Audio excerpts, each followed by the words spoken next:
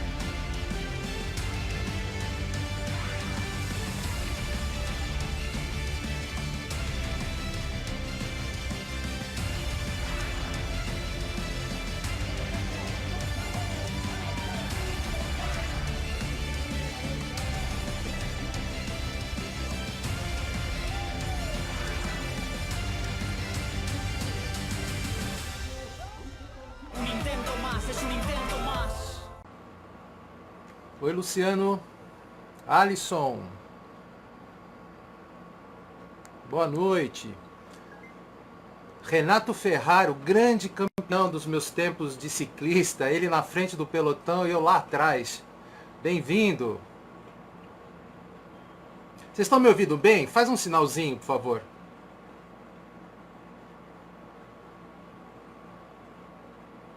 Márcio Mai, grande campeão da história do ciclismo brasileiro também. Bem-vindo. Alisson, campeão da atualidade, ciclista de várias gerações.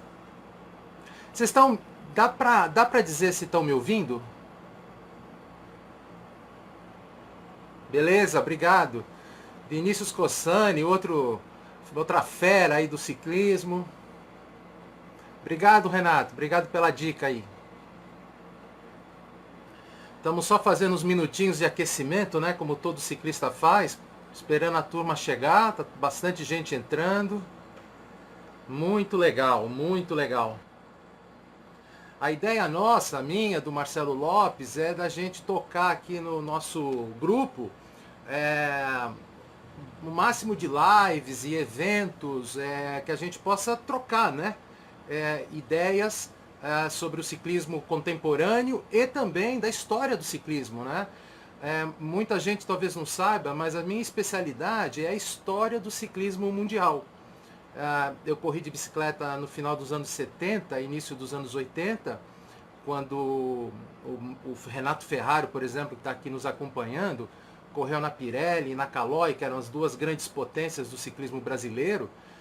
E o Renato foi incontáveis vezes para a seleção brasileira, correu na Bélgica pela uma equipe belga, inclusive, junto com outras feras, como Antônio Silvestre, Jair Braga, o irmão dele, o Renan Ferraro, que foi o primeiro ciclista brasileiro a se profissionalizar na Europa, né? Então a gente pode falar, vamos estar conversando, se isso aqui funcionar e se vocês gostarem, né? Falar sobre o passado do nosso ciclismo, né? Porque grandes campeões que aqui no Brasil, os brasileiros não conhecem esses ciclistas que deram tantas alegrias pra gente nos anos 70, 80, 90. O Márcio Maia até outro dia estava correndo forte, tem a prova dele lá em Santa Catarina. Enfim, temos que dinamizar o ciclismo brasileiro, porque todo mundo sabe que está uma catástrofe, né? Infelizmente o ciclismo brasileiro está em coma, está entubado. O Milton Jun Takahara, que era um grande ciclista quando eu era jovenzinho também, ele é um pouquinho só mais velho que eu, acho que uns 2 anos, era muito rápido, ainda é muito rápido no sprint, o Milton. E infelizmente as entidades do ciclismo brasileiro estão em coma, né? Abandonaram o esporte e a gente tem que tentar reviver isso, né? Afinal, talento a gente sempre teve. Falta apoio, e aí a gente tem que buscar o apoio de um jeito ou de outro, né? E juntos, né? Sozinho ninguém vai chegar em lugar nenhum, acho que juntos a gente consegue melhorar o nosso esporte, que é tão lindo, tão bonito. Uma coisa que é interessante, assim, caras como, por exemplo, novamente, o Renato... hoje é aniversário do Milton Jun Takahara, segundo o Marcelo Lopes, o nosso líder aqui no grupo. Parabéns, Milton, muitos sprints de sucesso para você aí.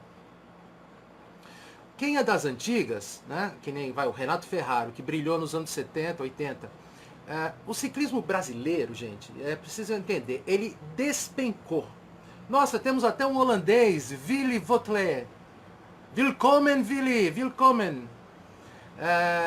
Olha só, o ciclismo brasileiro, ele despencou dos anos 80 para cá de uma forma assim assustadora. O ciclismo europeu, ele cresceu de uma forma assustadora. Então assim, nós temos um cruzamento, o nosso despenca e o europeu sobe. Aí você tem o colombiano, o equatoriano, o argentino, o uruguaio, a Austrália, que não existia em 1980, não havia ciclismo australiano, irlandês. Ou seja, nós andamos muito para trás e o ciclismo mundial vem andando muito para frente, aceleradamente, né? Então acho que juntos a gente tem que fazer uma pequena revolução do bem para resgatar o ciclismo aqui no Brasil. Bom, eu estou aqui papagaiando há 5 minutos.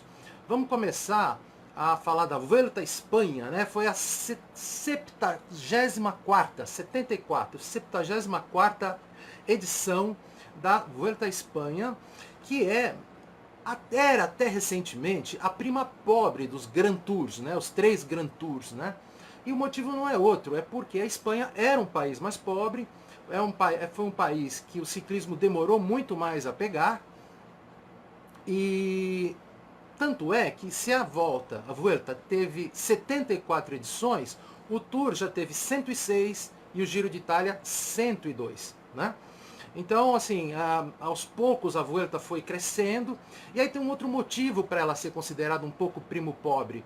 Os mais antigos vão lembrar que a Vuelta era disputada em abril.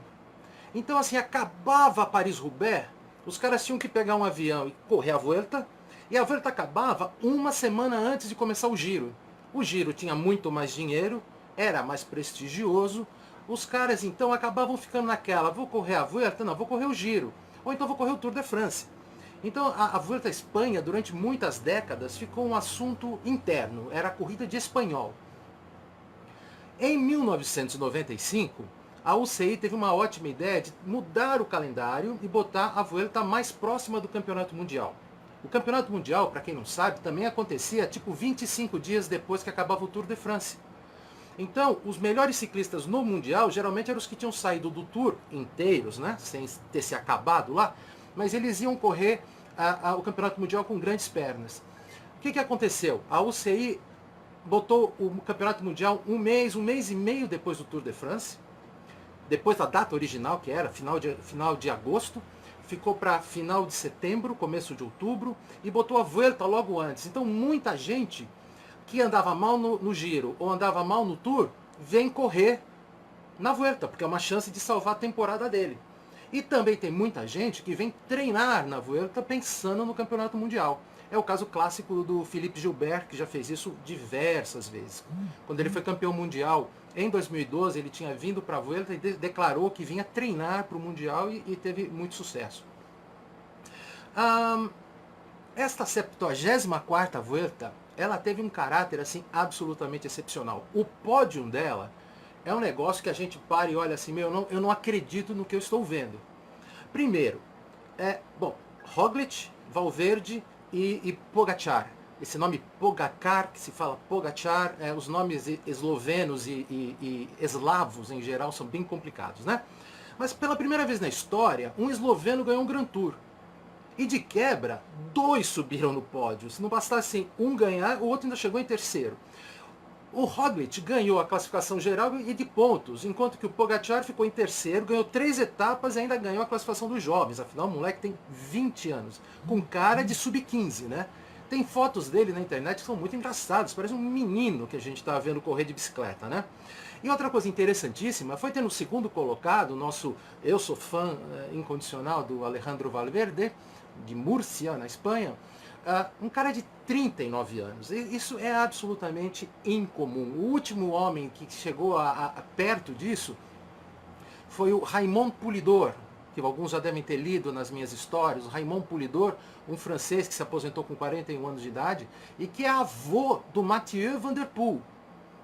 O Mathieu Van Der Poel é filho do Adrien Van Der Poel, grande ciclista dos anos 80, e é neto do Polidor, que foi terceiro colocado no Tour de 1974 com 39 anos. O Ed Merckx ganhou aquilo lá com quarteirões de vantagem, né? Mas enfim, nós tivemos um pódio dessa vez, onde o segundo colocado podia ser pai do terceiro colocado. São 19 anos de diferença. Um negócio fora do normal.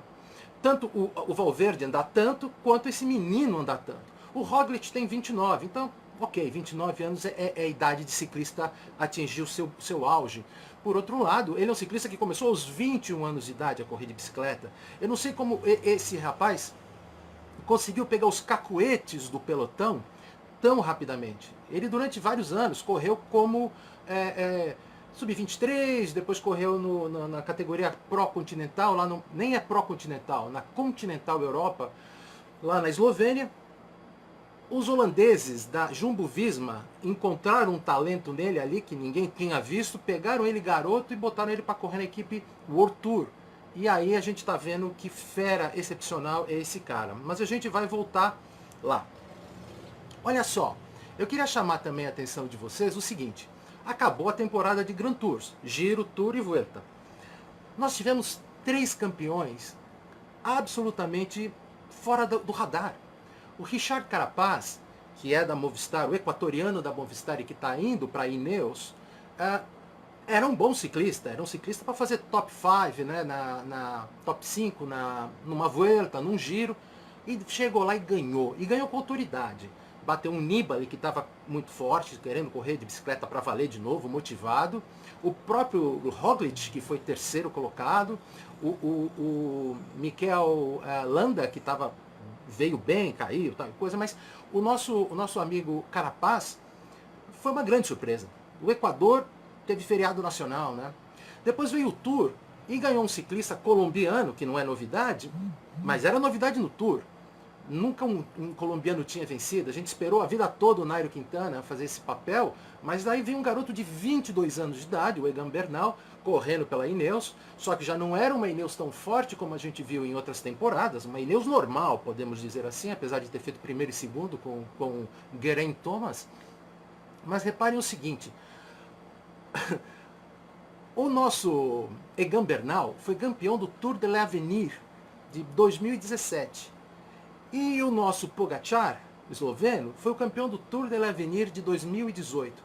Há anos que eu comento que o Tour de l'Avenir, que era o Tour de France, entre aspas, dos amadores, e que hoje é o Tour... Opa, só fazer um comentáriozinho.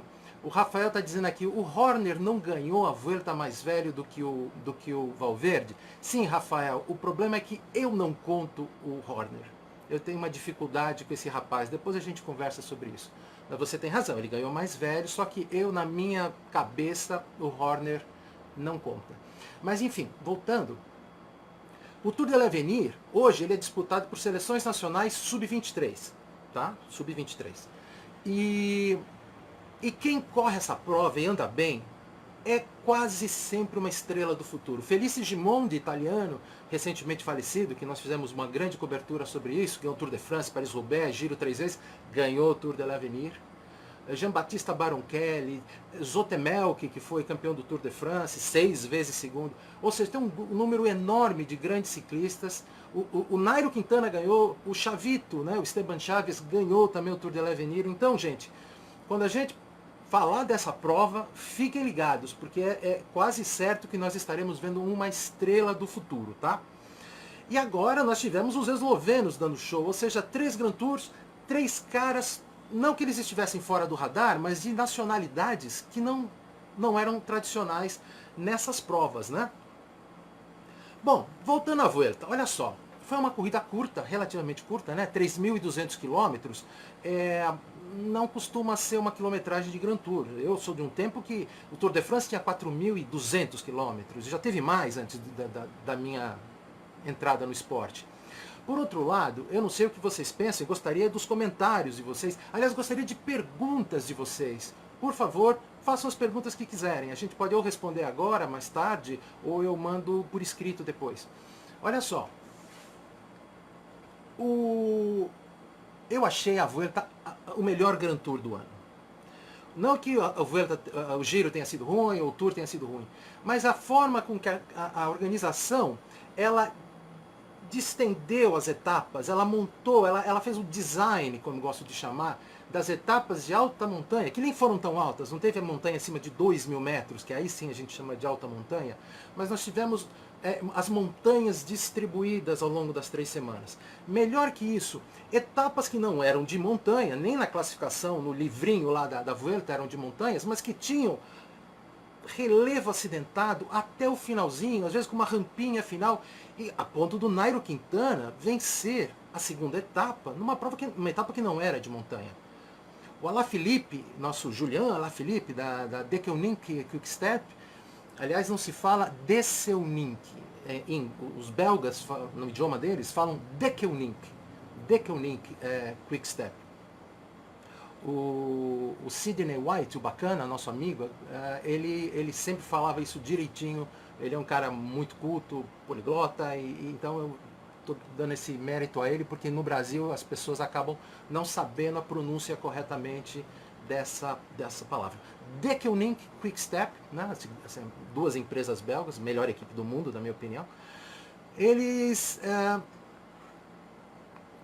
O Julian Alaphilippe, no Tour de France, ele ganhou uma etapa que era de terreno ondulado, não era etapa de montanha. E ele segurou essa liderança até quase o final, como todo mundo lembra.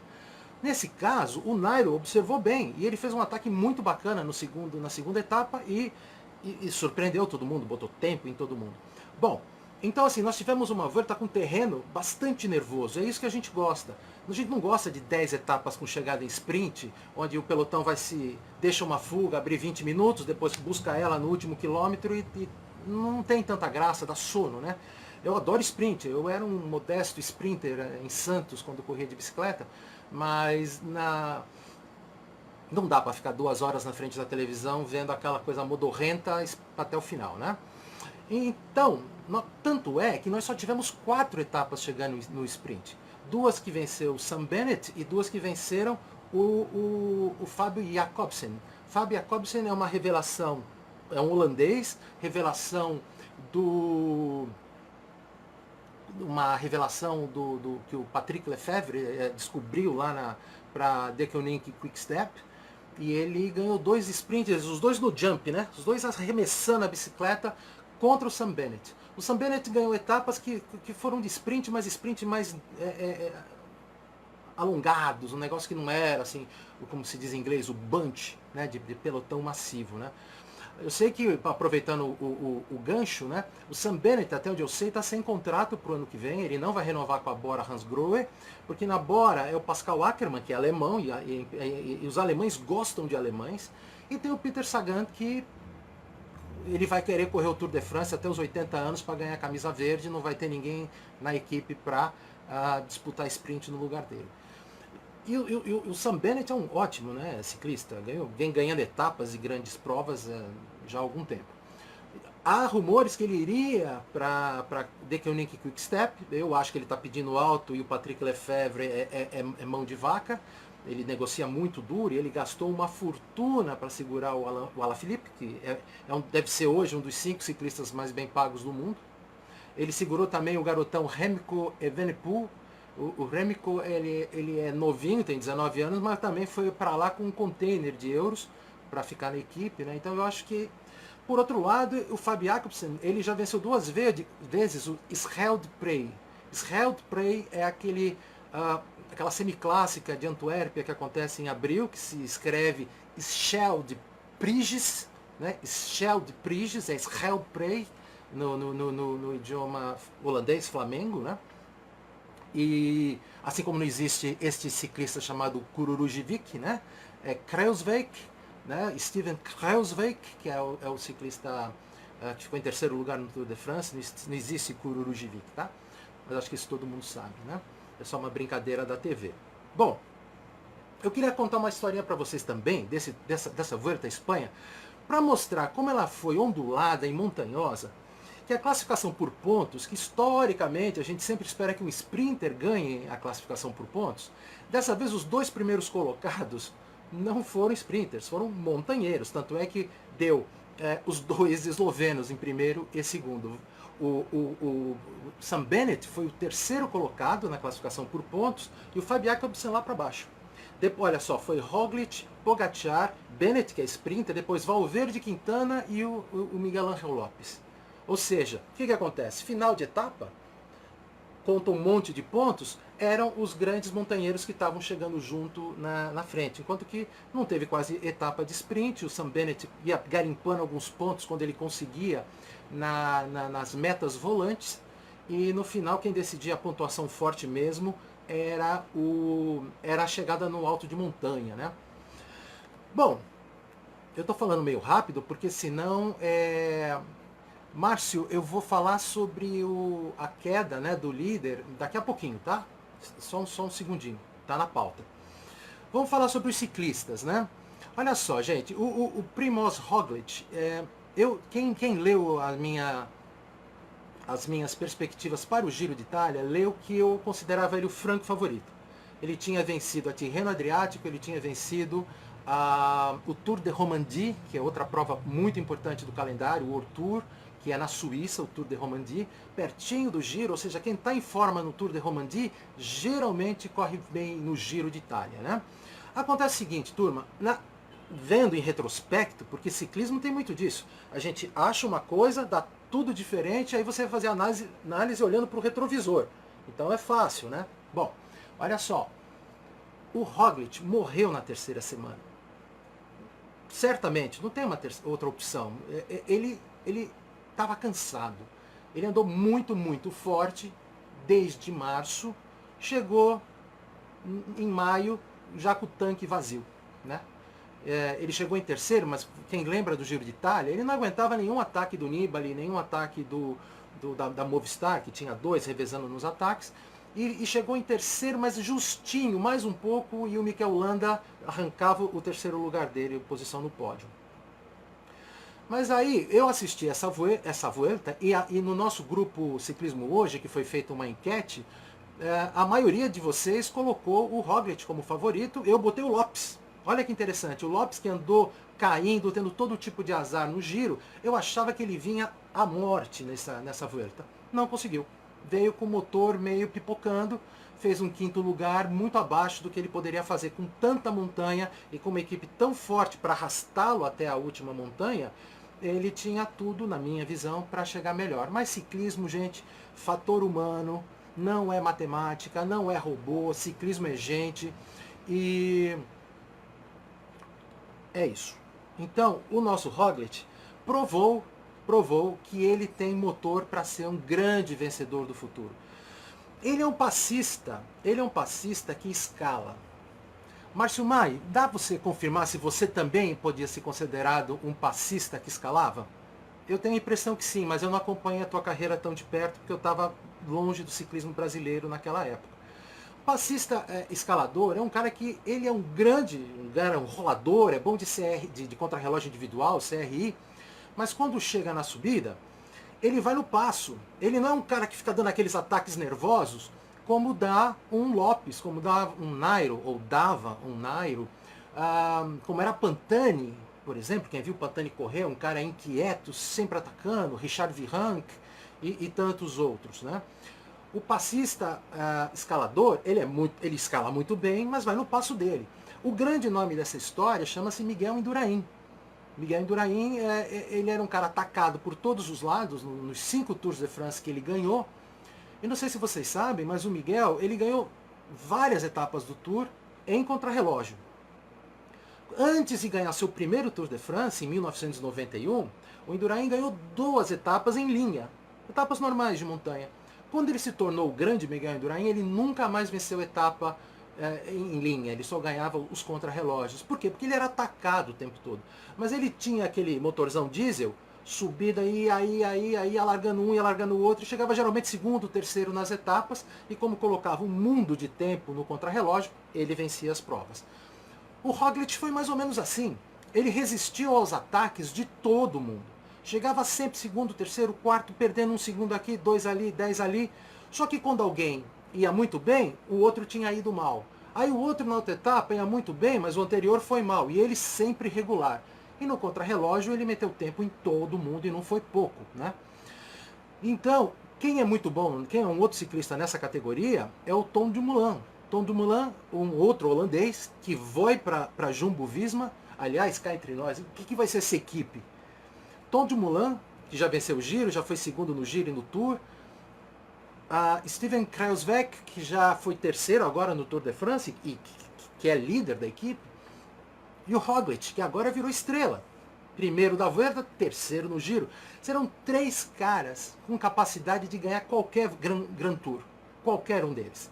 E provavelmente a equipe vai mandar os 3 para o Tour de France, porque eles querem dizimar a Ineos, que é a antiga Sky, e eles não vão botar tipo, não, um corre a Vuelta, um corre o Giro, não, eles vão mandar a força máxima. Se eu tivesse no lugar deles, eu faria isso. Tá? Depois manda um correr a Volta, um correr o Giro, mas eles têm que ir com força máxima para ganhar dos britânicos, né? Enfim, conforme eu comentei, o Roglic é um cara que começou tarde no ciclismo, mas ele já entrou bombando. No primeiro ano dele, ele já ganhou etapa do Giro de Itália. No segundo ano dele, ele já ganhou voltas de uma semana. No terceiro ano dele, ele já ganhou etapa do Tour de France e ficou em quarto na geral do Tour de France. E agora, no quarto ano dele, ele me ganha uma volta e fica em segundo, em terceiro na outra. É demais, não é? É demais. Eu acho esse cara um talento absurdo. Bom, Alejandro Valverde em segundo lugar. O que falar desse homem? São 39 anos de idade, campeão mundial. 13 Vuelta à Espanha que ele correu. 13 Vueltas. Uma vitória, 3 segundos, 3 terceiros. Abandonou só uma vez. Só uma vez ficou além do 10º lugar. Foi 12º. Um gigante, né? Um fenômeno mental, porque tem que ter um mental muito forte para resistir à carreira profissional. Ser ciclista profissional não é coisa para qualquer um. Mesmo os que chegam lá, você atingir o topo, isso em qualquer carreira, gente. Eu fui executivo durante a minha vida toda. Você chegar no topo de uma carreira é uma coisa. Você resistir no topo é muito mais complicado. E ele está lá no topo há trocentos anos, né? E tem uma biologia fora do normal, porque ele pouco se machuca, ele pouco cai, ele quando cai se recupera muito rápido, e tem uma habilidade para sprint em subida que é fenomenal, né? É um negócio fora do normal. Na Vuelta ele fez o que ele podia. O Valverde, ele não é um ciclista, como a gente fala, um ciclista de montanha pura. Ele não é um montanheiro puro, ele não é um homem de alta montanha, ele tem complexo com a alta montanha acima dos 2.000 metros. Isso eu já tinha essa informação. O Antônio Silvestre, que é meu irmão, que participa das provas com a Movistar, estava agora na Espanha, ele confirmou isso para mim. É cabeça. Todos nós temos as nossas pequenas neuroses na vida, mas o Valverde, quando tem final de etapa, que ela empina no final, ele num sprint de 600 metros, ele abre 15 minutos, 15 segundos, perdão. Ele abre 15 segundos de qualquer um. Então ele tem uma capacidade de ganhar tempo e também de ganhar bonificações, não é? Bom, eu nunca o vi como favorito. Se desse moleza ele tinha papado. Nesse caso, precisaria do Roglic ter o que que os franceses chamam de jour sans. Jour sans é o dia sem, é o dia morto, é o dia vazio. É uma coisa que era muito comum no passado do ciclismo, antes do doping tomar conta, onde qualquer pangaré chegava sprintando em alto de montanha. O jour sans é aquela coisa, o ciclista ter regularidade 21 dias sem nunca ter um problema era uma coisa normal. Está voltando a ser normal. Aos poucos está voltando a ser normal, porque o ciclismo está muito mais limpo. Mas se o nosso Roglic tivesse um problema, uma queda, um incidente mais sério, o Valverde teria ganhado essa volta com 39 anos de idade. É um negócio impensável, não é? Aí vem Tadej Pogačar. Tadej Pogačar. O que dizer desse moleque, não? Se todo mundo ficou encantado com o Bernal, o que fala desse aí? Com 20 anos de idade, vai fazer 21 qualquer dia desses. Olha só, além de subir como um anjo, ele ganhou 3 etapas de montanha, mas não é daquelas vitórias de montanha que o cara vai na fuga da manhã e fica lá a vida inteira na fuga com mais 30 caras revezando, e no final ele é mais rápido e ganha. Não, ele atacou os líderes frontalmente. A gente não vê isso acontecer, eu não sei desde quando. Eu não me lembro. 3 etapas assim, de montanha, com um garoto atacando os líderes e abrindo. Desde os tempos do Bernard Hinault, provavelmente, isso aconteceu. Estou falando de 35 anos. E o Bernard Hinault não era tão novo, nem o Ed Merckx era tão novo quando brilharam no Tour de France. Com 20 anos, pode anotar, fenômeno, fenômeno. E ele rola bem? Eu acho que rola muito bem, porque ele foi o 11º no contrarrelógio. Ele tomou apenas 1 minuto e 29 segundos do Roglic. Enquanto que, por exemplo, o Quintana tomou 3 minutos e 6 segundos. Valverde tomou para 2 minutos e por aí foi. Ou seja, esse garotão escala como um anjo, isso é como a gente fala na Europa, é um ciclista alado, né? Ele sobe demais e está provando que com 20 anos, tomar só 1 minuto, e quanto foi, deixa eu pegar minha cola, 1 minuto e 29, 1 e 29 do Roglic é fora do normal. Então o futuro próximo do ciclismo, com Bernal, com o Roglic, com o Pogacar, com o Gaudu. Gaudu é aquele menino baixinho da Française des Jeux, que é um monstro como aquele rapaz sobe, é um cara fenomenal. E o Remco Evenepoel, que ainda é muito novo, ainda tem muita coisa para se provar, nunca correu um Grand Tour. A gente precisa ver como ele vai se desenvolver nesse ambiente, porque não adianta achar que ganha corrida de uma semana que depois vai virar campeão de 3. É outro mundo. É outro mundo. Como não adianta achar que é bom de clássica e vai andar bem em alta montanha. É outro mundo. O corpo adapta, alguns se adaptam, outros não. Assim como tem ciclista que vai bem até 200 km. Isso é tradicional na história do ciclismo. As semiclássicas, Grande Prêmio E3, o Omloop, Het Nieuwsblad, Scheldprey, Dwars Vlaanderen, todas essas provas belgas que andam ao redor de 200 km, é para um tipo de ciclista. Quando a bicha vai para 250, 260, que é Ronde van Vlaanderen ou Tour de Flandres, Paris-Roubaix, Liège-Bastogne-Liège, é outra conversa. Assim como tem as clássicas dos pavês e tem as clássicas das côtes, que são aquelas mais ligadas ao mundo da Valônia, né? Que são aquelas rampas mais longas, né? Não tem paralelepípedo, Flash Wallonne e Amstel Gold Race. Correndo aqui, porque a coisa está ficando longa, já faz meia hora que eu estou falando, o Nairo Quintana, o que vocês acharam do Nairo Quintana em 4º lugar? Eu achei que era o que ele tinha para dar, viu gente? O Nairo está com um sério problema de cabeça, talvez ele tenha perdido a confiança nele mesmo, e isso acontece com todo mundo em qualquer profissão. Não é fácil a pressão e às vezes o cara pira. Começou muito novo no ciclismo, tem um país inteiro depositando todas as esperanças nele, virou estrela da Movistar, ganhou Giro, ganhou Vuelta e de repente no Tour era segundo, quarto, oitavo e agora está indo ladeira abaixo. Vamos ver se indo para uma equipe francesa a coisa vai melhorar. Eu aposto que não melhora. Por fim, por outro lado, deixa eu fazer um comentário. Eu achei que o Nairo foi valente nessa Vuelta, como ele não era há muito tempo. Ele atacou relativamente bastante. Ele foi muito arrojado na segunda etapa, né, vencendo daquele jeito. Quer dizer, eu tiro meu chapéu pelo arrojo dele, mas as pernas não estavam lá. Por fim, o último nome dos grandes, o Miguel Ángel Lopes, o Superman. Vocês sabem que o apelido dele é Superman porque ele sofreu um atropelamento que qualquer ser humano teria morrido. Ele saiu debaixo do carro inteiro e voltou a ser ciclista, né? Então o apelido dele de Superman não é porque ele tem a pose de super-homem ou coisa parecida, né? Pois é, Márcio Ricardo Kopp. O trabalho psicólogo de uma equipe, o Márcio está perguntando aqui sobre se as equipes não têm um trabalho de psicologia para os seus ciclistas. Até tem, mas a psicologia esportiva, eu sou filho de um mestre em psicologia esportiva, eles trabalham à distância.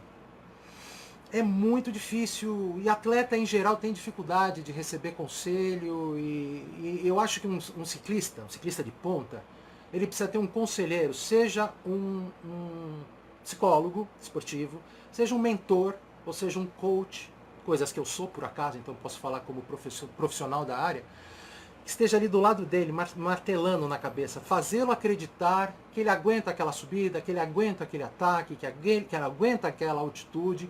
Não é o psicólogo da equipe que vai resolver isso, encontrando o ciclista 1, 2, 3 vezes por ano, entende, Márcio? Então esse é o meu ponto, tá? Mas o Miguel Lopes, eu ainda não encontrei a explicação, não vi nenhuma declaração.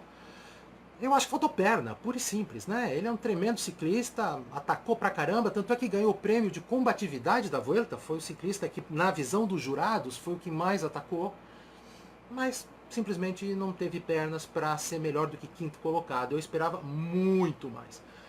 Aí tem uns outros nomes que eu quero discutir com vocês rapidinho. Vocês já ouviram falar de um sujeito, deixa eu ler aqui, Carl Frederik Hagen. Ficou em 8º lugar, corredor da Lotto Soudal belga. Ele é norueguês. Nunca tinha ouvido falar dele. Acho que nem eu, nem ninguém, né? Ele se profissionalizou também outro dia. Nunca teve uma carreira como amador, como sub-23 destacada, né? E ele vai fazer 28 anos nos próximos dias. Ou seja, ele se profissionalizou também muito tarde. A vantagem de caras como ele, como Roglic, que começam mais tarde, é que o cara está com a cabeça e com as pernas frescas. É diferente de ciclista que está pedalando competitivamente há 15 anos, né? Não fez 30, já tem 15 de ciclismo, né? Então, Marc Soler, o ciclista catalão da Movistar, ficou em 9º lugar, trabalhou que nem um cachorro para o Valverde e para o Quintana. Vocês lembram que ele deu aquela briga porque ele não queria esperar o Quintana, ele queria ganhar uma etapa importantíssima, que eu não me lembro agora onde terminava, mas em Andorra, a etapa de Andorra ele ia vencer, enfim, do lado da casa dele, porque a Catalunha e Andorra tem uma relação histórica e política eterna, e a equipe mandou ele parar para esperar o Quintana. Ele gritou, mexeu o braço, ele quis que o mundo inteiro soubesse que ele estava contrariado com aquilo, né? E o Marc Soler ainda terminou em 9º lugar. Eu achei uma bela classificação para ele. Agora, ano que vem ele é líder da equipe. Ele e o Enrique Mas. Enrique Mas é aquele garotão que foi 2º colocado na Vuelta do ano passado, correndo pela Deceuninck Quick Step. Então nós temos, a Movistar continuará com 2 líderes. Não sei se vai dividir os garotos aqui e ali. Marc Soler também venceu o Tour de l'Avenir. Então é um cara que é ciclista, é craque na veia. Só que até agora não teve chance de liderar. Aliás, quando liderou, ganhou a Paris-Nice há 2 anos atrás. Ou seja, sabe ganhar corrida, né? Uma curiosidade, Mikel Nieve. Alguém lembra do Mikel Nieve? Está correndo desde que eu nasci. Ficou em 10º lugar. Ele foi lá para correr, para apoiar o Esteban Chaves, que infelizmente, novamente, chegou lá atrás. E ficou em 10º lugar o Mikel Nieve, um ciclista veterano, 35 anos, que foi uma surpresa. Outro nome, James Knox. Vocês lembram desse nome ao longo da corrida? Da Deceuninck Quick Step, ficou entre os 10 quase que a volta inteira. E acabou em 11º. Ele teve um Jour-San na última etapa de montanha, despencou Philippe Gilbert, praticamente arrastou ele pela montanha. Foi uma cena linda que o Marcelo Lopes destacou, mostrou até vídeo, foi uma coisa bem bacana. E o outro nome que eu quero destacar para vocês foi o Rei da Montanha. Quem lembra desse Geoffrey Bouchard? Geoffrey Bouchard, da AG2R, é outro desses ciclistas mandrakes, né, que apareceram aqui. Virou profissional aos 27 anos de idade, veio para a Vuelta, entrou em todas as fugas que se possa imaginar e foi garimpando ponto, ganhou a montanha, mas chegou em 47º na classificação geral. Eu particularmente não gosto desse líder de montanha. Eu gosto de líder de montanha à moda antiga. Lucien Van Impe, Richard Virenque, Federico Bahamontes, que eram ciclistas que disputavam a classificação geral e ganhavam uma etapa e que chegavam na ponta nas grandes montanhas. Agora, esses ciclistas medianos que se enfiam em fugas para marcar ponto e que no fim da etapa estão lá para trás, eu não curto a mínima. Mas tá aí, um sujeito que apareceu agora, de repente ele vai crescer. Ele era assistente de vendas da Decathlon, aquela grande loja de esportes, é uma marca francesa, e ele era assistente de vendas lá, ele treinava meio período. Talvez agora, se tornando profissional em tempo integral, se torne uma grande fera. Philippe Gilbert, o que falar do Philippe Gilbert, hein? Outro veterano que não para de ganhar corrida importante, ganhou 2 etapas nessa Vuelta como puncher, né? O puncher, ou puncher, mas o puncher que é aquele cara que ataca em subida, subida curta, lógico, não em montanha, e que faz a diferença, sprinta geralmente, o puncher tem um sprint bom, ele é explosivo. Eu sou fã incondicional e o cara vem muito, muito, muito forte para...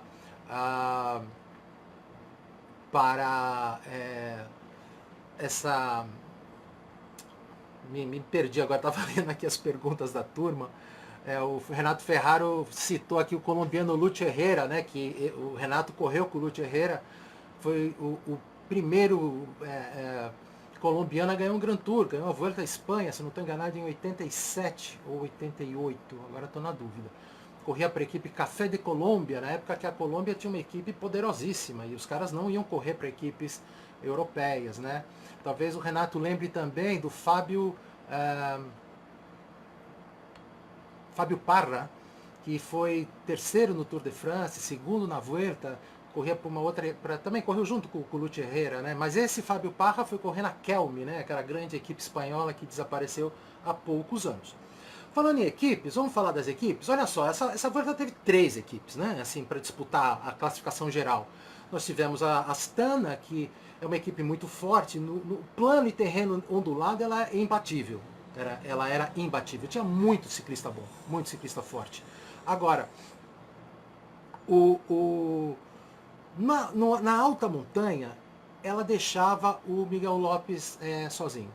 Infelizmente, o Jakob Fuglsang, que é um ciclista que é bom de alta montanha, ele foi fora de forma, ele caiu no Tour de France, se arrebentou, ele teve uma primavera maravilhosa, ganhou a Liège-Bastogne-Liège, mas ele veio para a Vuelta treinar, ganhar quilometragem para o campeonato mundial, né? A Movistar, como a gente já viu, teve 3 ciclistas no top 10. De novo, 3 ciclistas no top 10, que nem no Tour de France e não conseguiu ganhar. Nós vamos falar sobre isso. E a Jumbo-Visma, que veio dessa vez com uma equipe parruda, né? Uma equipe parruda. Agora eu quero chamar a atenção para vocês pelo seguinte: nenhuma das 3 equipes foi decisiva. Cada etapa ia uma para a ponta, atacava, puxava, mas tudo se decidia como os 5 melhores, os 5 líderes se atacando mutuamente. É muito diferente do que fazia a Ineos. A Ineos, ela punha, a antiga Sky, ela punha 5, 6 caras na ponta e ia quebrando não só os gregários rivais, mas como líderes rivais. As atuais equipes, elas não conseguem quebrar os líderes rivais. Então, o que acontece é que uma equipe que vai muito forte na ponta, ela evita com que nós tenhamos um ataque de um rival. Por isso que é importante manter um ritmo forte, porque o teu líder, ele fica protegido de ataques, porque se você ataca e a tua equipe e a equipe rival tem 3 homens ainda fazendo ritmo, ela vai buscar a tua fuga, provavelmente. Então, a Sky era terrível, porque eu vi Nibali atacar, vi Contador atacar, vi todo mundo atacar, e aqueles 4, 5 caras iam e catavam o rival. Hoje isso acabou. Hoje ninguém tem força para isso, inclusive a Ineos não tem, como provou no recente Tour de France, né?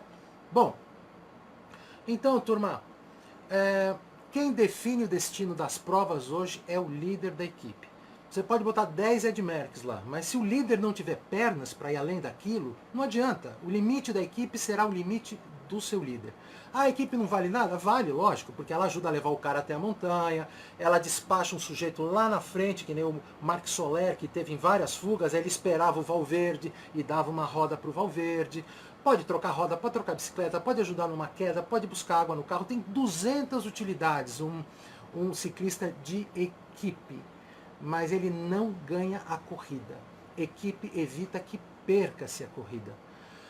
Novamente, diferente da antiga Sky e diferente da USPS do Lance Armstrong. Essas duas ganhavam corrida porque elas trituravam, moíam os adversários.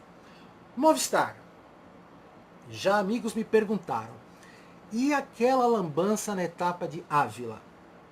Olha só, esse é um assunto longo que talvez caiba uma conversa só para esse assunto. Desde que eu me conheço por gente, existe um aspecto ético no ciclismo. Ética é uma coisa, é uma regra, é uma forma de se ver o mundo que é uma regra não escrita, vamos dizer assim. Não significa ser bom ou ser ruim, tá? Se um canibal das Ilhas Fiji come uma pessoa, ele não é mau. Dentro da ética daquele povo, é normal comer, ser canibal, comer gente.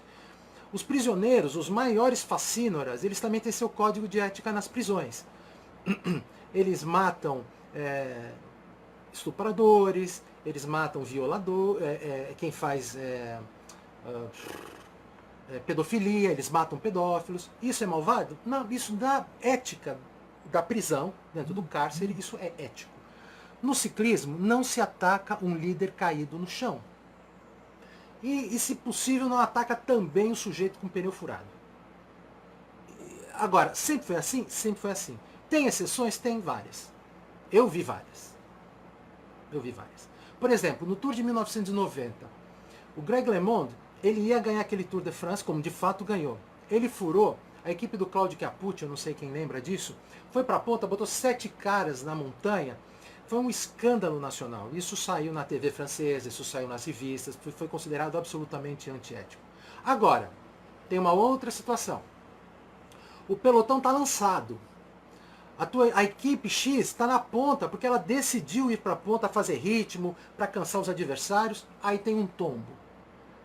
Breca e espera? Não. Ninguém breca para esperar. O que você não faz é estar pedalando numa situação normal, aí você olha, caiu! Ataca, ataca! Isso é uma vergonha. O que aconteceu na etapa de Ávila, para mim, tem um ponto de interrogação. Caiu um monte de gente, pertinho de onde estava a Movistar. A Movistar, pelo que eu lembro e pelo que eu vi até do Antônio Silvestre, e pelo que eu li um monte de lugares, a equipe estava se lançando naquele ponto. Ela estava se lançando naquele ponto. Isso é, vamos chamar assim, de a explicação oficial. Quando aquele monte de gente caiu, supostamente, não é que eles ficaram olhando, olha, caiu o Pogacar, olha, caiu o Roglic, olha, ficou não sei quem para trás. Não. Você acha que ciclista a 50 por hora numa curva, naquele terreno ondulado, vai parar? Não. Soca o pau. Se Deus quiser e não conta pra ninguém, caiu um rival nosso. Mas olha, eu não vi. Eu tô socando o pau. Lembram quando o Contador e o Schleck Andy Schleck tiveram aquele problema? Acho que foi no Tourmalet, inclusive. Eles estavam no ataque. É assim, vou botar a mão assim. Aqui é o Contador, aqui é o Schleck. O Schleck teve um problema com o câmbio, a bicicleta deu um pulo. O Contador estava socando, você acha que ele ia brecar? Foi um escândalo, um mimimi absurdo. Aí o Contador até gravou um vídeo à noite no hotel se desculpando. Não é nada que se desculpar. Novamente, você não ataca frontalmente um líder em dificuldade porque é um ato covarde. Né? Você quer ganhar em condições normais de corrida. Agora, ninguém vai brecar. Então, gente, com relação, e aí o nosso mestre e árbitro internacional, Iverson Ladevig, já me provocou aqui, né, obrigado pela presença, Iverson. O que eu acho disso? Olha, eu já vi situações que eu fiquei com ódio mortal de quem fez, e já vi situações onde eu fui totalmente contrário com o que a maioria achou, porque a maioria acha que tem que brecar por qualquer coisa. Infelizmente, hoje em dia, todo mundo acha que tem que brecar por qualquer coisa e não tem. Você breca se é uma situação normal de corrida e o cara cai, então você não ataca. Mas se o cara está lançado, se a corrida está em total full-fledged, como a gente chama em inglês, tá a morte, ou a top, como dizem os espanhóis, a corrida está a top, não vai brecar. Agora, eu não consigo dizer, o Gelson de Minis está dizendo que Tourmalet o Andy venceu. Verdade, obrigado. Aconteceu esse episódio em um outro lugar. Então, acho que foi um dia antes do Tourmalet ou 2. Então, voltando, eu não sei, eu não consigo dizer se aquilo aconteceu, o que aconteceu em Ávila agora, esses dias, teria que ter uma câmera on-board, teria que ver se o cara da Movistar estava realmente entrando pela esquerda, como eles falaram que estavam fazendo, e se o cara olhou e viu o Roglic no chão e falou ataca, ou seja, falta imagem para isso. Eu pelo menos não vi, tá? Foi bonito? Não, não foi. Não foi, porque foi um tombo coletivo, foi meio ali na cara dos caras, pegou mal pra caramba. Tanto é que a equipe se desculpou, ela disse que não tinha culpa, mas se desculpou, tá vendo? Então é um negócio enrolado, é um negócio muito enrolado. O que eu acho é que as equipes talvez devessem ter uma daquelas reuniões da Associação das Equipes Profissionais que existe essa associação, como deveria ter no Brasil uma associação das equipes de ciclismo, como deveria ter também no Brasil uma associação dos ciclistas, como tem na Europa, para ver se essas entidades se arrumam, se ajeitam, se combinam alguma coisa e tentam mudar o ciclismo brasileiro, com cada um brigando pela sua cocada, pelo seu saquinho de amendoim, enquanto que alguns ganham milhões, que a gente sabe, né? Mas enfim, eu não sei dizer, eu sei que a Movistar ela é uma das grandes, é uma das 3 maiores empresas da Espanha, junto com os bancões espanhóis. Ela é quase um monopólio da telefonia, da internet, e pegou muito mal para a imagem dela, está estampado nos jornais que aquilo pode ter sido um ato antiético. Ela se desculpou, mas eu acho que as associações deveriam se juntar e dizer, escuta aqui, vamos criar uma regra? Não escrita, porque não pode ter regra escrita. Agora, aproveitando o Iverson aí, talvez ele queira comentar com a gente o seguinte, a UCI e a organização da prova tomaram uma decisão que também foi altamente criticada. Eles, por conta que eles acharam que foi um tombo muito feroz, né, que muita gente líder caiu, eles autorizaram que os caídos pegassem o vácuo dos carros para se juntarem ao pelotão. Foi aí que a Movistar brecou, porque disse, bom, os caras vão pegar a gente mesmo, porque está todo mundo pendurado em automóvel. E aí o que dizem é que a UCI / organização da prova, os jurados da prova, inventaram uma regra que não existe. Ah, então se caiu, pode segurar no carro, pode pular na roda do carro. Ou seja, isso foi um negócio absurdo. Um negócio absurdo. Aí fica a opinião de vocês sobre esse episódio. Olha só, o Iverson tá comentando aqui, eu vou ler. O que acontece é que caíram muitos ciclistas, creio que mais de 40, 50, foi por aí mesmo. Nessas situações, os comissários poderiam fazer 2 coisas, neutralizar a prova, deixar as equipes tratarem. Tá certo, eu não sabia se numa situação dessa é permitido neutralizar a prova, né? Mais ou menos caiu 1/3 do pelotão, né? Eu lembro, por exemplo, em 1999, no Tour de France, teve uma área da França chamada Passage aux Gois. Passage aux Gois. Passage aux Gois é um negócio muito doido. É 2 pedaços, tem uma ilha e o continente aqui. Então tem uma passagem que é de pavimento, mas quando a maré sobe, aquela passagem ela desaparece, ela fica submersa, né? Aí o que acontece? Naquele dia, os meteorologistas erraram a tábua das marés. O que aconteceu? A maré foi embora muito tarde. Quando os caras entraram na Passage aux Gois, com uma curva fechada, pra você pegar aquela faixa de pavimento, o que aconteceu? Estava tudo úmido. E ninguém sabia, entrar a 50 por hora e caíram trocentos ciclistas.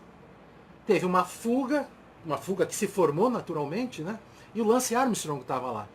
O Alex Zülle, que era o segundo ciclista mais importante daquele momento, estava na queda.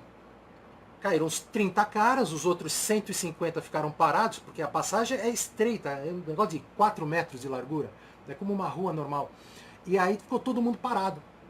E aqueles 20 e poucos caras que não caíram, ganharam a prova. O Lance Armstrong abriu ali naquele dia, se eu não estou enganado, 6 minutos o Alex Zülle, e talvez por isso que o Armstrong venceu o seu primeiro Tour de France em 99, foi por conta dessa queda na Passage aux Gois. Ele foi o único favorito, e ele nem era favorito naquela época, ele era o único favorito que estava no bloco da frente, e nem se cogitou parar a corrida, né? Então fica aí o Iverson, ele tá dando umas dicas aqui pra gente ler nos comentários, tá? Bom, que mais? Então essa foi a etapa de Ávila. Eu tenho esse hábito, eu acompanho o ciclismo italiano por sites italianos, ciclismo belga por sites belgas, ciclismo espanhol por sites espanhóis, porque assim eu capturo o quê? A essência do ciclismo daquela região. É muito engraçado. Criticar a Movistar é quase que um hobby nacional na Espanha. É impressionante. Principalmente o pessoal mais velho, como são corneteiros, falam mal, reclamam todo dia. E uma das reclamações preferidas dele é dizer que a equipe larga com 2 líderes e que isso não é possível. Olha, eu já vi tanto Tour de France ser ganho por equipes que tinham 2 líderes. É só os caras terem uma liderança forte, é só os 2 caras se entenderem, é só os caras correrem direito. Um não pode atacar o outro, mas os 2 têm que atacar um de cada vez. O Nairo é complicado, ele declaradamente não gosta de ter outro ciclista na equipe correndo com ele. Então, fazer o quê? Então eu não acho que a equipe perde Grand Tours, que nem botou 3 ciclistas no Tour de France, no top 10. Botou 3 ciclistas no top 10 da Vuelta. Se tivesse só um líder tinha ganhado a corrida, nada disso. Nada disso. Nenhum deles tinha perna para ganhar do Bernal. Nenhum deles tinha perna para ganhar do Roglic. Porque, novamente, o Nairo ia puxar o Valverde pela camisa? Ou vice-versa? Não. Mesma coisa.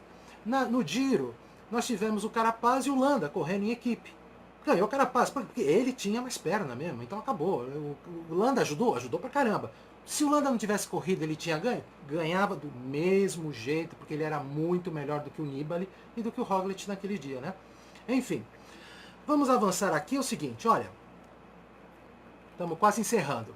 As lições dessa Vuelta que eu quero deixar para vocês é o seguinte: nós temos uma nova geração de passistas escaladores chegando, tá?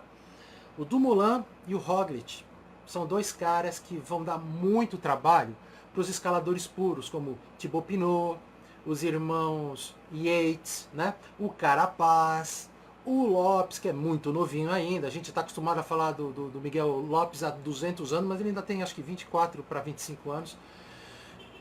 Todos esses caras são escaladores puros, rolam um pouco, tem dificuldade no contrarrelógio. E a gente está vendo que quando o passista escalador bota um ritmo forte na ponta, ou a sua equipe bota um ritmo forte, o escalador leve ele está com dificuldade para explodir e manter ritmo na ponta. Novamente, Miguel Indurain. Quem era muito bom disso também? Lance Armstrong era bom. Era um passista que escalava muito bem.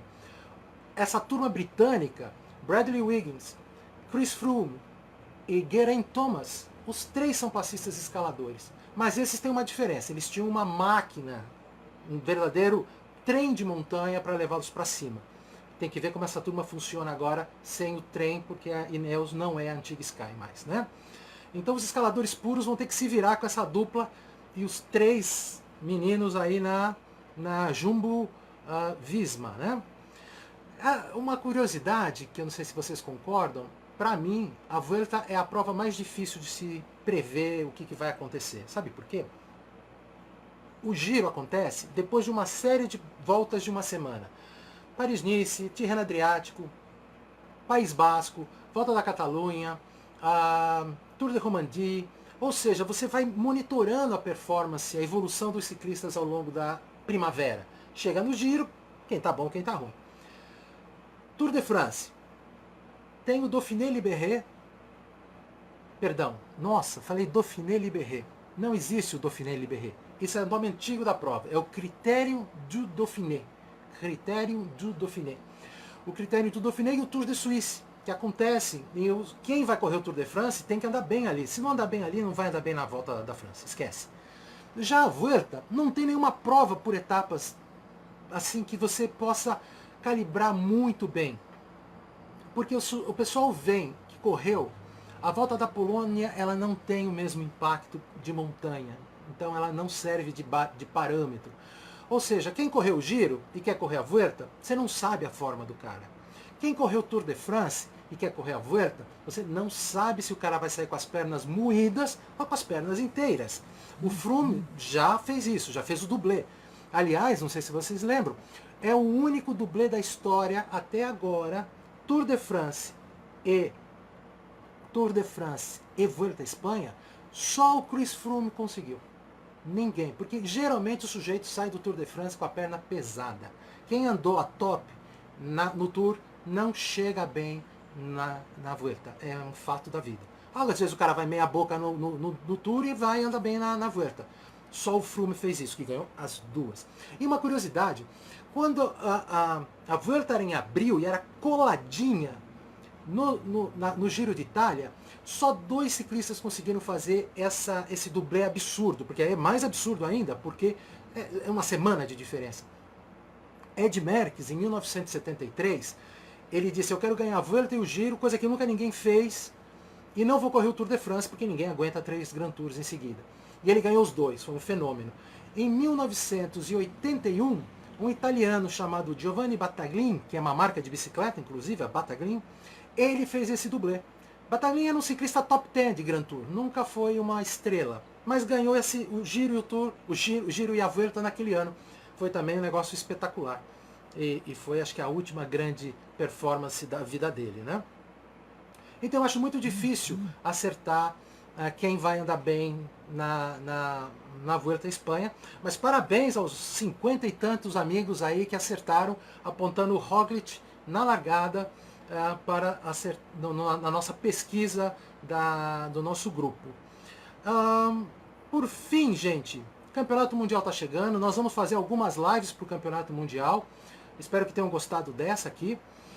Nós vimos o Philippe Gilbert e o Fuglsang andando forte agora aqui na Vuelta, os dois ganharam etapas.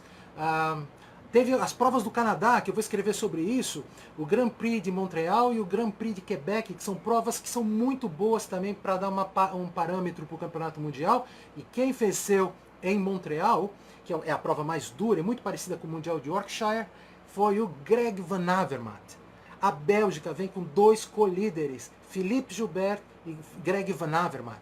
Um ganhou 2 etapas da Vuelta, um ganhou o Grande Prêmio de Montreal. A Bélgica vem muito forte, muito forte. Mas nós vamos falar sobre isso depois. Bom, deixa eu ver se eu consigo ver as perguntas aqui. E se eu consigo responder, né? Quem me acompanha sabe que eu não chuto, ou eu sei ou eu não sei. E olha só, gente, eu não consigo ver as perguntas aqui. Eu acho que é isso, né? Falei um bocado, deu 1 hora de conversa. Obrigado pelos 40 e poucos heróis que estão aí assistindo até agora, incluindo a mãe, os filhos, a namorada, os vizinhos. É isso. Eu vou responder as perguntas que eu achar aqui depois, porque eu estou filmando no smartphone e no computador não está chegando a imagem, tá bom? Obrigado pela presença. Curtam muito o nosso grupo Ciclismo Hoje. Quem lembra, eu sou do Ciclismo Pro, eu acabo publicando as mesmas coisas. A minha página pessoal também, eu tô com 5.000 amigos, mas eu sigo, enfim, eu boto para dentro quem me chama, a gente comenta, pode me seguir, comigo é sem frescura, manda mensagem, faz pergunta, sou tarado por ciclismo, apesar de atuar na área de negócios há 200 anos, né? E vou responder um comentário. Muito obrigado à turma que está parabenizando. Obrigado a vocês pela presença mesmo. Espero que façam bastante pergunta. E o Remco Evenepoel, gente. Um colega acabou de fazer a pergunta aqui. Deixa eu ver se eu consigo voltar. Quem foi? Foi o Luciano Freitas. Remco era um jogador de futebol que resolveu fazer uma meia maratona e tudo que ele fazia de forma maravilhosa, mas é ele que resolveu ser ciclista e se tornou um ciclista júnior que venceu rigorosamente tudo que ele competiu. Ele no campeonato mundial mais duro dos últimos 30 anos, que foi ano passado na Áustria, ele caiu junto com outros 30 ciclistas, faltando metade da corrida, ele saiu sozinho daquela queda, trocou de bicicleta, ficou 3 minutos atrás, se eu não estou enganado, e foi caçando todo mundo, pegando, pegou o último cara que estava na fuga, largou, ganhou. O Patrick Lefevre, que é correu com o pai dele. O pai do nosso Remco foi ciclista profissional. Assim, tipo, estilo Fernando Blanco, bem pangaré, lá do final do pelotão. Daqueles que ninguém lembra, os meus amigos que estão aqui, que foram daquela época, não lembram da minha cara quando eu era ciclista, porque eu estava só em Santos que eu andava bem, que era planinha, aí eu brigava no sprint. Mas mesmo assim, nunca fui longe. E o pai do Rêmico também não foi longe. Bom, mas ele conversando com o Patrick Lefevre, eles acharam melhor botar o menino, que era muito novo, tinha 18 anos de idade, correndo numa equipe belga, onde ele tivesse uma mentoria, tivesse alguém mais experiente para tomar conta dele. E é o que acontece lá na equipe de Koenig Quick Step, onde ele é quase que um xodozinho do time, só que ele é um xodó bom demais. Ele veio correr o Tour de San Juan, ganhou etapa, não, foi terceiro no contrarrelógio, foi o melhor jovem, depois, bom, ganhou a Volta da Bélgica, imagina, tudo bem que a Volta da Bélgica não correm os melhores ciclistas belgas, mas pô, ganha a Volta da Bélgica mesmo de amador, como ganhou o Jair Braga, nosso falecido Jair Braga, ganhou a Volta da Bélgica em 1984, não sei quem sabe dessa informação, ganhar uma volta do quarteirão na Bélgica é difícil. As meninas do Memorial têm corrido na Bélgica, têm ganhado corrida lá. Nada é fácil na Bélgica. Aquele piso, aquele vento, aquelas subidas. Ou seja, o Rêmico ganhou a volta da Bélgica. E depois ele ganhou a clássica San Sebastián, que foi um negócio assim fora do normal, que é uma clássica, 240 quilômetros, ali, vindo do Tour de France, todo mundo com perna forte. O cara é um fenômeno. Agora, tem que esperar como ele vai andar para valer nas voltas do World Tour. O World Tour é outra história. País Basco, Paris-Nice, Catalunha, Dauphiné. Aí é que a gente vai ver o tamanho do motor do menino. É grande? É grande pra caramba. É grande pra caramba. Aposto que vai ganhar. Depois tem o desafio do Grand Tour. 3 semanas. A saúde tem que ser muito boa pro cara não derrubar no meio do caminho. Tem que ver. Eu acho que nós vamos ver pódio de Remco Evenepoel, Pogacar e Bernal. Daqui a 3 anos. Eu acho que daqui a 3 anos esses três atropelam a geração dos 28, 29 e 30 que ainda está por aí. Mas é um achar. Né? 2 já se provaram. O Remco é muito novinho, tem 19 anos, tem que chegar lá ainda. Se alguém tiver a dúvida, Mathieu Van Der Poel, que é o fenômeno das clássicas, eu acho que esse cara tem tudo para ganhar os 5 monumentos. Os 5 monumentos. Que só foram vencidos por Rick Van Looy, Ed Merckx e Roger de Vlaeminck. O último a ganhar os 5 monumentos das clássicas foi Roger de Vlaeminck em 1977, quando ele ganhou a Paris-Roubaix e o Tour de Flandres. Nunca mais ninguém conseguiu ganhar 5. Henny Kuiper, holandês, Sean Kelly, irlandês, e Philippe Gilbert ganharam 4. Philippe Gilbert ainda tem chance, falta Milano-San Remo para ele. Mas o Mathieu Van Der Poel, ele tem uma explosão nas subidas, ele tem sprint de potência, daqueles que ataca de longe, sustenta 300 metros e os velocistas vêm tentando passar e o cara lá, pá. Eu acho que ele vai andar bem nos pavês também. Ele chegou junto no pelotão principal do Tour de Flandres. Então, mas corrida de 3 semanas, eu não vejo. Ele é muito grandão, muito pesadão. Ele é um fenômeno da natureza. O avô dele foi um grande ciclista de Grand Tour. O pai dele foi um grande ciclista de clássica. Então a gente tem que esperar para ver, tá? Turma, é isso. Acho que o pessoal deve estar com fome. Eu estou com fome. Eu adorei essa transmissão. Espero que tenha funcionado. Deem o feedback de vocês, por favor, o mais honesto possível. Não gostei, mete o pau mesmo. E vamos que vamos, bora pedalar. Força pro ciclismo brasileiro e acompanhe nosso canal, tá bom? Abração, beijo pras moças, beijo pra minha namorada, Diana. Tchau.